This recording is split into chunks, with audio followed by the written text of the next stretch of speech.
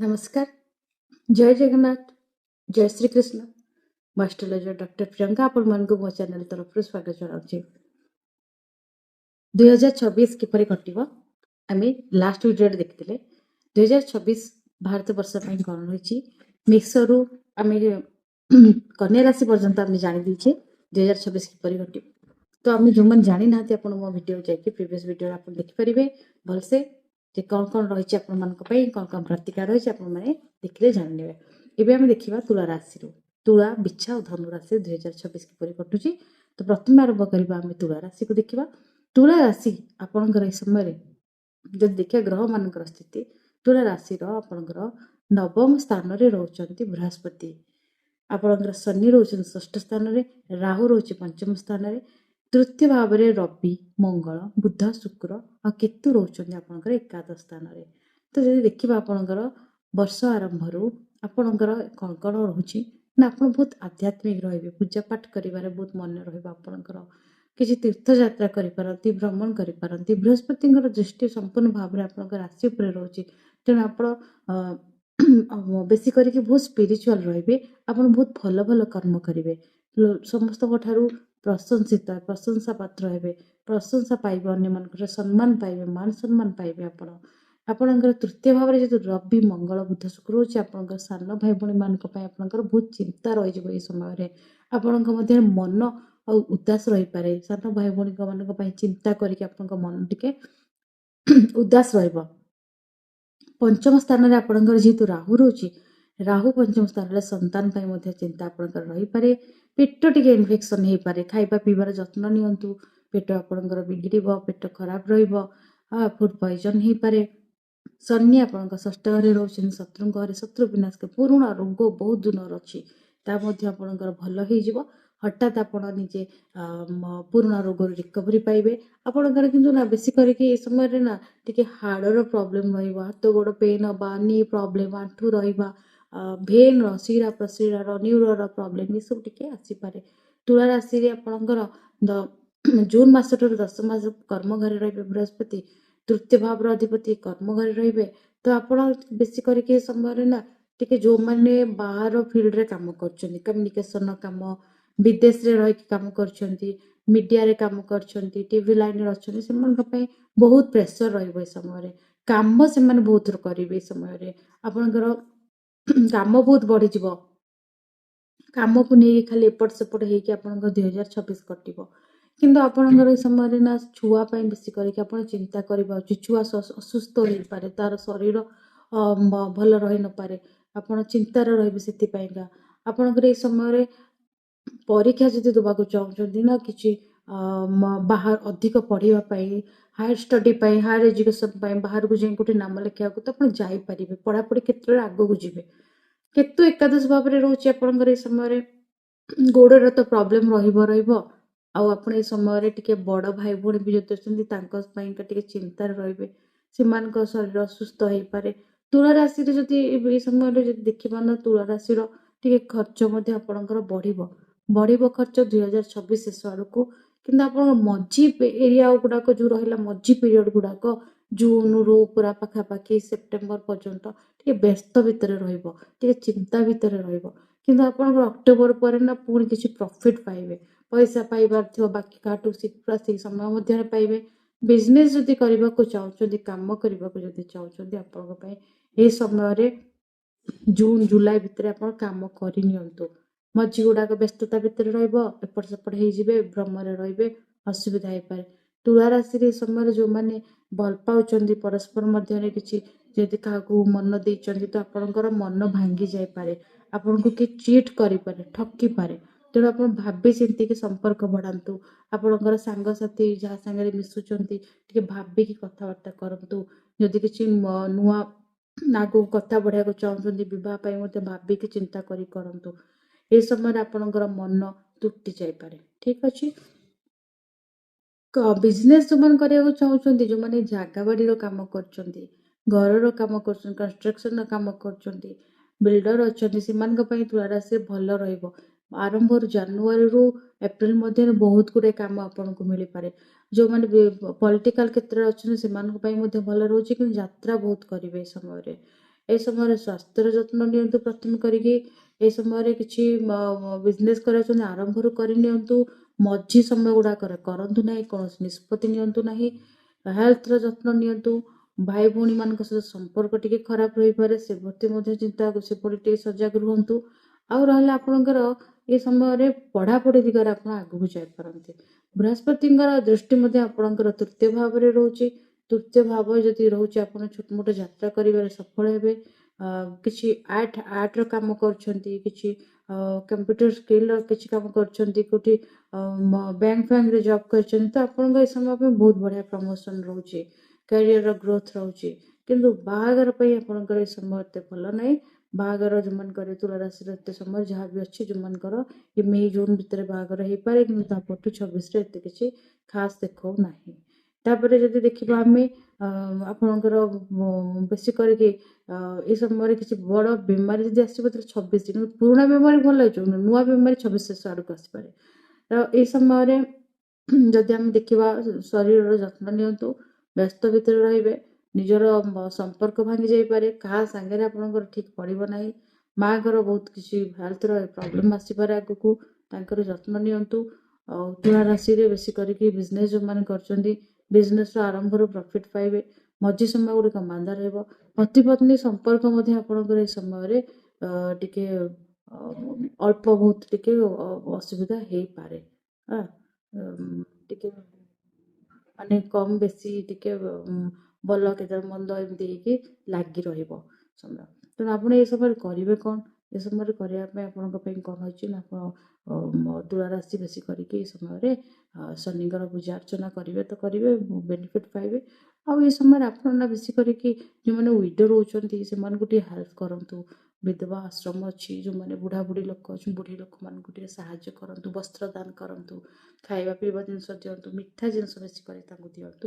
କ୍ଷୀରରେ ତିଆରି ଜିନିଷ, ଦହି ହେଲା, ଘିଅ ହେଲା, ଏସବୁ ଜିନିଷ ଗୁଡ଼ିକୁ ଦାନ କରନ୍ତୁ ଶୁକ୍ରବାର ଦେଖିକି।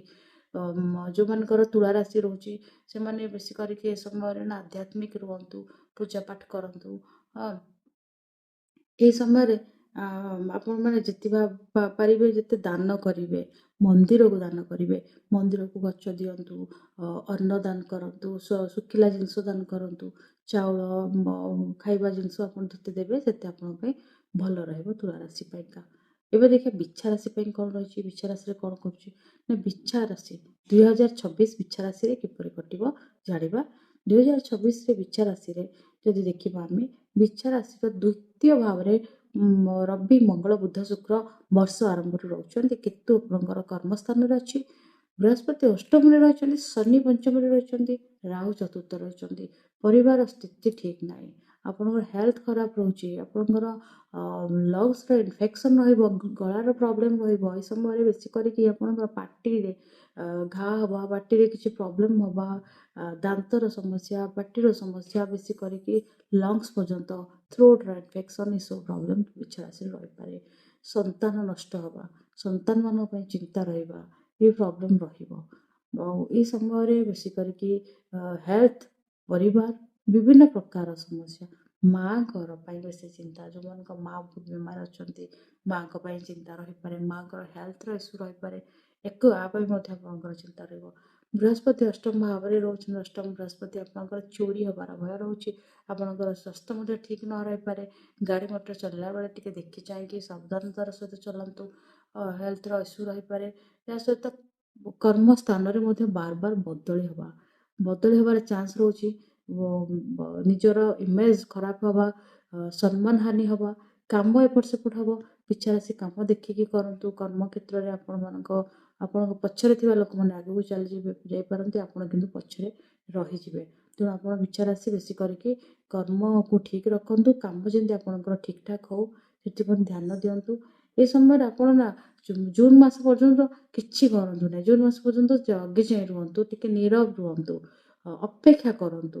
ଅପେକ୍ଷା କରିବାର ଅଛି। ଜୁନ୍ ମାସ ପରେ ଯାହା କରିପାରିବେ ଟିକେ ଅପେକ୍ଷା କରିକି ରୁହନ୍ତୁ। ନୂଆ ବିଜନେସ୍ କରନ୍ତୁ ନାହିଁ, କିଛି କାମ କରନ୍ତୁ ନାହିଁ। ଛୁଆ ପାଇଁକା ଯଦି ଚିନ୍ତା କରୁଛନ୍ତି, ଛୁଆ କନସିଭ୍ ବି କରନ୍ତୁ ନାହିଁ। ଟିକେ ଜୁନ୍ ମାସ ପରେ ଡିସିଜନ୍ ନେଲେ ଭଲ ରହିବ। ବାହାଘର ପାଇଁ ମଧ୍ୟ ଆପଣମାନଙ୍କ ପାଇଁ ସେ ଜୁନ୍ ପରେ ହିଁ କିଛି ଠିକ୍ ହେବାର ଅଛି। ଯେଉଁମାନେ ବିଛା ରାଶି, ଯେଉଁମାନେ ବିବାହିତ ବାହା ହେବାକୁ ଚାହୁଁଛନ୍ତି ସେମାନଙ୍କ ପାଇଁ ଭଲ ରହୁଛି। ବିଜନେସ୍ ଯେଉଁମାନେ କରିବାକୁ ଚାହୁଁଛନ୍ତି, ବିଜନେସ୍ ଯେଉଁମାନେ କରୁଛନ୍ତି ହାର୍ଡ଼ୱେର୍ର ବିଜନେସ୍ କରୁଛନ୍ତି, ସାନିଟାରୀ ଦୋକାନ ଦେଇଛନ୍ତି, ହାର୍ଡ଼ୱେର୍ର କାମ କରୁଛନ୍ତି, ଯେଉଁମାନେ ବେଶୀ କରିକି ଆଇରନ୍ର ଲେଦର୍ର କାମ, ଆଇରନ୍ର କାମ, ଇଲେକ୍ଟ୍ରୋନିକ୍ ଜିନିଷ, ଫ୍ୟାକ୍ଟ୍ରି କମ୍ପାନୀର କାମ କରୁଛନ୍ତି, ସେମାନଙ୍କ ପାଇଁ ବେନିଫିଟ୍ ରହିବ। ସେମାନେ ବଢ଼ିଆ ରେଜଲ୍ଟ ପାଇବେ ଏ ସମୟରେ। ବିଜନେସ୍ ପାଇଁ ଆପଣଙ୍କ ପାଇଁ ଭଲ ରହୁଛି। ସଞ୍ଚିତ ଧନ ମଧ୍ୟ ଆପଣଙ୍କର ବଢ଼ିବ ସେଇ ଜୁନ୍ ମାସ ପରେ, କିନ୍ତୁ ଏ ସମୟଟା ଟିକେ ଭଲ ନାହିଁ। ହେଲ୍ଥ ପ୍ରପର୍ କେୟାର ନିଅନ୍ତୁ। ଏ ସମୟରେ ବହୁତ ପ୍ରୋବ୍ଲେମ୍ ରହୁଛି ଆପଣଙ୍କର ହେଲ୍ଥ ପାଇଁ। ଛୁଆମାନେ ବହୁତ କଥା ମାନିବେନି, ଛୁଆମାନେ ଚିନ୍ତା ଦେବେ, ହଇରାଣ କରିବେ ଏସବୁ ଜିନିଷକୁ ନେଇକି। ତେଣୁ ଆପଣମାନେ ଟିକେ ୱେଟ୍ ରହିବେ ଜୁନ୍ ମାସ ପାଇଁକା। ତ ଆପଣ ଉପାୟ କ'ଣ କରିବେ ଏ ସମୟରେ? ଉପାୟ କ'ଣ କରିବେ ନା ଘରକୁ ଆସୁଥିବା ଭିକାରୀ ୟା ତ ଗରିବ ଲୋକ ମସୁର ଡାଲି ଦାନ କରନ୍ତୁ, ହନୁମାନଙ୍କ ପୂଜା କରନ୍ତୁ, ହନୁମାନ ଚାଳିଶା ପଢ଼ନ୍ତୁ। ପ୍ରତ୍ୟେକ ଦିନ ହନୁମାନ ଚାଳିଶା ପଢ଼ିବେ, ଆଉ ବେଶୀ କରିକି ମସୁର ଡାଲିକୁ ଦାନ କରନ୍ତୁ। ଏହା ସହିତ ବେଶୀ କରିକି ଆପଣ ସବୁ ମାଛମାନଙ୍କୁ ଖାଇବାକୁ ଦିଅନ୍ତୁ। ଜଳରେ ମାଛମାନଙ୍କ ପାଇଁ ଖାଦ୍ୟ ପକାନ୍ତୁ। ଛୋଟ ଛୋଟ ଅଟା ଗୁଳା କରିକି ପକାଇ ପାରିବେ, ଧଳା ରାଶି ପକାଇ ପାରିବେ। ସମୟରେ ଆପଣଙ୍କ ପାଇଁ ଭଲ ରେଜଲ୍ଟ ରହିବ। ବୃହସ୍ପତି ଯେତେବେଳେ ଜୁନ୍ ମାସକୁ ଆସିବେ, ଖେଚଡ଼ି ବନେଇକି ଠାକୁରଙ୍କୁ ପ୍ରସାଦ କରନ୍ତୁ, ନିଜେ ବସି କଦଳୀ ପତ୍ରରେ ଖାଆନ୍ତୁ। ଯେତେ କଦଳୀ ଗଛ ପୂଜା କରିବେ ସେତେ ଭଲ ରହିବ। ସୂର୍ଯ୍ୟଙ୍କୁ ପ୍ରତ୍ୟେକ ଦିନ ଜଳ ଅର୍ପଣ କରନ୍ତୁ, ଆପଣଙ୍କ ପାଇଁ ଭଲ ରହିବ ଏ ସମୟରେ। ଏବେ ଜାଣିବା 2026 ଧନୁରାଶି କିପରି କଟିବ ଧନୁରାଶିଙ୍କ ପାଇଁ। ଧନୁରାଶି ଆପଣଙ୍କର ରାଶିରେ ରବି, ମଙ୍ଗଳ, ବୁଧ, ଶୁକ୍ର ଏକାଠି ରହୁଛନ୍ତି। ସପ୍ତମ ଭାବ ଘରେ ବୃହସ୍ପତି ଅଛନ୍ତି, କେତୁ ଅଛନ୍ତି ଆପଣଙ୍କର ନବମ ସ୍ଥାନରେ, ଆପଣଙ୍କର ରାହୁ ତୃତୀୟରେ, ଶନି ଚତୁର୍ଥ ଭାବରେ। ମାଆଙ୍କ ପାଇଁ ଚିନ୍ତା ରହୁଛି, ମାଆଙ୍କର ବହୁତ ଦେହ ଖରାପ ରହିବ ଏ ସମୟରେ ଧନୁରାଶି। ଆପଣଙ୍କର ତୃତୀୟ ଭାବରେ ରାହୁ ରହୁଛନ୍ତି। ଆପଣଙ୍କର ଯେଉଁମାନେ ସବୁ ଖେଳକୁଦରେ ଅଛନ୍ତି ସେମାନଙ୍କ ପାଇଁ ବହୁତ ବଢ଼ିଆ ରହୁଛି। ସେମାନେ ଧନୁରାଶି ଯେଉଁମାନେ ସ୍ପୋର୍ଟସ୍ ଲାଇନ୍ ଅଛନ୍ତି, ସ୍ପୋର୍ଟସ୍ରେ ଅଛନ୍ତି, ତାଙ୍କ ପାଇଁ ବହୁତ ଭଲ ରହିବ। ଯେଉଁମାନେ ଟିଭିରେ କାମ କରୁଛନ୍ତି ତାଙ୍କ ପାଇଁ ମଧ୍ୟ ଭଲ ରହିବ। କିନ୍ତୁ କର୍ମ ସ୍ଥାନ, କର୍ମ ଘରକୁ ଆପଣଙ୍କର ଶନିଙ୍କର ଦୃଷ୍ଟି ରହୁଛି। ତେଣୁ କାମ ଗୁଡ଼ିକ ବହୁତ ଲେଟ୍ ହେବ। କାମ ଗୁଡ଼ାକ ବହୁତ ପେଣ୍ଡିଂ ରହିବ, କାମ ଗୁଡ଼ାକ ହେବ ନାହିଁ, କାମ ଗୁଡ଼ାକ ହେବା ପାଇଁ ବହୁତ ଟାଇମ୍ ଲାଗିବ। ଆପଣଙ୍କର ଏ ସମୟରେ ନା ଶତ୍ରୁମାନେ ବହୁତ ଲାଗି ରହିବେ, ଆପଣଙ୍କ ପଛରେ ଗୋଡ଼ ଫୋଡ଼ ଭିଡ଼ାଭିଡ଼ି କରିବେ, ହଇରାଣ କରିବେ। ବୃହସ୍ପତି ଆପଣଙ୍କର ଯେହେତୁ ସପ୍ତମ ସ୍ଥାନରେ ରହୁଛି, ବାହାଘରଟି ସ୍ଥିର ହେଉଛି କିନ୍ତୁ ହେଇପାରୁନି, ଡେରି ହେଉଛି, ବହୁତ ଲେଟ୍ ହେବ। କିନ୍ତୁ ହଁ ହେଇଯିବ, ବାହାଘର ଠିକ୍ ଠାକ୍ ହେଇଯାଇପାରେ ଆପଣଙ୍କର, ନିଶ୍ଚୟ ହେବ। ଆଉ ଗୋଟେ ଜିନିଷ ହେଉଛି କ'ଣ ନା ଆପଣଙ୍କର ପରିବାରରେ ନା ହଜବେଣ୍ଡ ୱାଇଫ୍ଙ୍କର ପ୍ରୋବ୍ଲେମ୍ଟା ଟିକେ ବର୍ଷ ଆରମ୍ଭରେ ଟିକେ ରହିବ, ଟିକେ କେଚ୍ ଝିକଝିକ ହେଇକି ରହିବ, ଟିକେ ପ୍ରୋବ୍ଲେମ୍ ରହିବ। ଏହା ସହିତ ଆପଣଙ୍କର ଏଇ ଯେଉଁ ଶେଷ ଆଡ଼ିକି ଯଦି ଆମେ ଦେଖିବା ଜୁନ୍ ପରେ ନା ଟିକେ ବହୁତ କିଛି ପ୍ରୋବ୍ଲେମ୍ ଆସିବ। ଜୁନ୍ ପର୍ଯ୍ୟନ୍ତ ତ ଟିକେ ହେଇକି 50-60% ଭଲ ଚାଲିବ, କିନ୍ତୁ ଜୁନ୍ ପରେ କିଛି ବିଶେଷ ଭଲ ଦେଖୁନି। ଶନି ଚତୁର୍ଥ ରହୁଛନ୍ତି, ବୃହସ୍ପତି ଅଷ୍ଟମ ଭାବକୁ ପଳେଇ ଆସିବେ, ହେଲ୍ଥ ଠିକ୍ ରହିବନି, ସ୍ୱାସ୍ଥ୍ୟ ଭଲ ରହିବନି। କେବଳ ରାହୁ ତୃତୀୟ ଭାବରେ ଅଛି ବୋଲି ଆପଣ ଟିକେ ସାହସରେ, ଆପଣଙ୍କ ସାହସ ଯୋଗୁଁ ଆପଣ ଆଗକୁ ପଳେଇବେ। ଆପଣଙ୍କର ଯେତେ ପ୍ରକାର ଅସୁବିଧା ରହିବ, ଯେତେ ପ୍ରକାରର ଚିନ୍ତା ରହିବ, କିନ୍ତୁ ଆପଣ ରାହୁ ତୃତୀୟ ଅଛି ମାନେ ଆପଣଙ୍କର ଧୈର୍ଯ୍ୟ ବହୁତ ରହିବ, ଲଢ଼ିବାର କ୍ଷମତା ରହିବ। ଆପଣ ସାହସ ସହିତ ଲଢ଼ିବେ, ମୁକାବିଲା କରିବେ। ତେଣୁ ଆପଣ ଠିକ୍ରେ ରହିବେ, ଆଧ୍ୟାତ୍ମିକ ରହିବେ, ସ୍ପିରିଚୁଆଲ୍ ରହିବେ। ଯେଉଁମାନେ ଅକଲ୍ଟ ଫିଲ୍ଡରେ ଅଛନ୍ତି, ଆଷ୍ଟ୍ରୋଲୋଜିର କାମ କରୁଛନ୍ତି, ଏତେ ରିସର୍ଚ୍ଚ କରୁଛନ୍ତି କିଛି, ତ ସେମାନଙ୍କ ପାଇଁ ବହୁତ ଭଲ ରହିବ, ସେମାନେ ବହୁତ ଆଗକୁ ଯିବେ। ସେଭିଂ ଭଲ ଆପଣଙ୍କର ବୃହସ୍ପତି କରାଇବ, ଆୟ ମଧ୍ୟ ଆପଣଙ୍କର ଭଲ ରହିବ, ଇନକମ୍ ଭଲ କରିପାରନ୍ତି ଏ ସମୟରେ।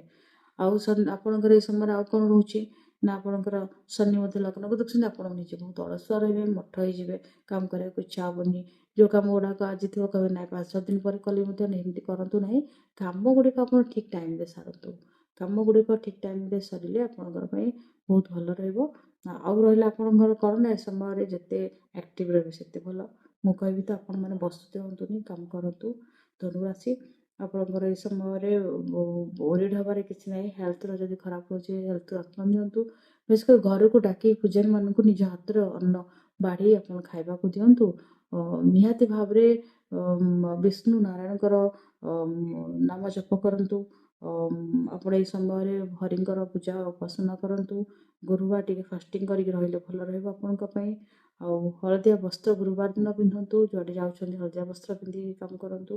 ଏହା ସହିତ ଆପଣଙ୍କର ନା ଶନିଙ୍କ ପାଇଁ ନିହାତି ଭାବରେ ପୂଜା କରନ୍ତୁ। ଶନିଙ୍କ ମନ୍ଦିରରେ ଯାଇ ସମୟ କାଟିବା, ଶନିଙ୍କ ପୂଜା ଅର୍ଚ୍ଚନା କରିବା, ଆପଣଙ୍କ ଘରେ କାମ କରୁଥିବା ଲୋକ ଆପଣଙ୍କ ବାହାରେ ଲେବର ମାନେ ବା କାମ ନିଚ ବର୍ଗର ଲୋକମାନଙ୍କୁ ସାହାଯ୍ୟ କରନ୍ତୁ, ହେଲ୍ପ କରନ୍ତୁ, ତାଙ୍କ ପରିବାରର ମଧ୍ୟ କେୟାର ନିଅନ୍ତୁ, ଯେଉଁଟାକି ଆପଣଙ୍କ ପରିବାର ଭଲରେ ରହିବ, ଖୁସିରେ ଆପଣ ରହିବେ। ହନୁମାନ ଚାଳିଶା ମଧ୍ୟ ପଢ଼ନ୍ତୁ ପ୍ରତ୍ୟେକ ଦିନ। ଧନୁରାଶି ଆପଣଙ୍କ ପାଇଁ ମୋଟାମୋଟି ଭାବରେ ଏତେ ବି ଖାସ୍ ରହୁନାହିଁ, ତେଣୁ ଆପଣ ମିଶି କରିକି ନିଜର ସ୍ୱାସ୍ଥ୍ୟ ନିଜ ପରିବାରର ଯତ୍ନ ନିହାତି ଭାବରେ ନିଅନ୍ତୁ।